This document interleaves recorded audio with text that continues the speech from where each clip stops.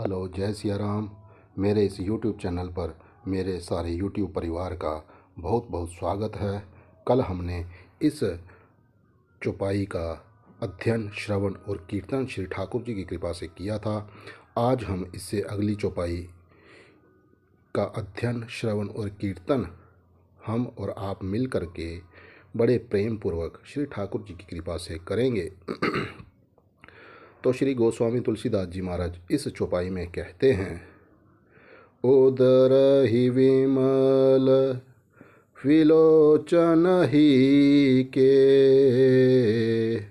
मिटहि दोष दुख भव रजनी के। उदर ही विमल विलोचन ही के, मिटहि दोष दुख भव रजनी के।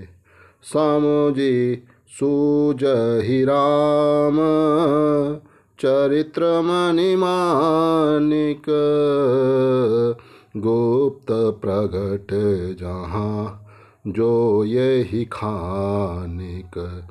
सूजहि राम चरित्र मणि मानिक, गुप्त प्रगट यहाँ जो यही खानिक।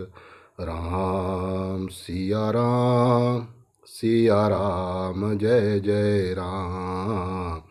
राम सिया राम, सिया राम जय जय राम।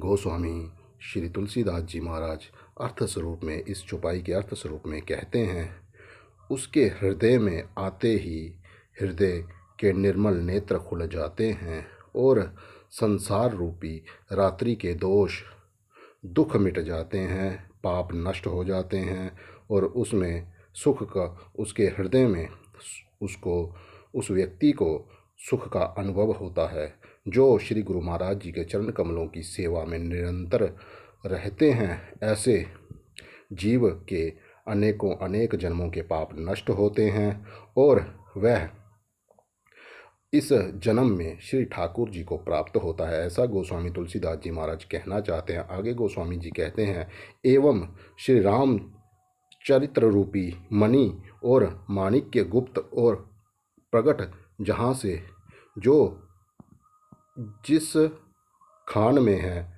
सब दिखाई पड़ने लगता है। ऐसा गोस्वामी तुलसीदास जी महाराज कह रहे हैं।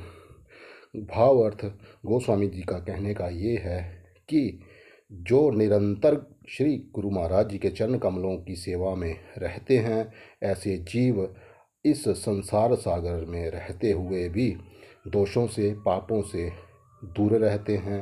वह गुरुजनों के चरण कमलों की कृपा से इस जन्म में ही ठाकुर जी को प्राप्त हो जाते हैं। ऐसा गोस्वामी तुलसीदास जी महाराज इस चौपाई में कह रहे हैं। आगे फिर हम कल दूसरी चौपाई का अध्ययन, श्रवण और कीर्तन हम और आप मिल करके करेंगे। श्री ठाकुर जी जो हमसे कहलवाएंगे, जो गोस्वामी तुलसीदास जी महाराज इस रामचरितमानस में कह रहे होंगे, वो हम आपको फिर सुनाएंगे। तब तक के लिए हम, मेरी तरफ से आप सब परिवार को जय सिया राम, जय सिया राम। बोलिए सियावर रामचंद्र भगवान की जय। श्री पवन सुत हनुमान जी महाराज की जय। गोस्वामी तुलसीदास जी महाराज की जय।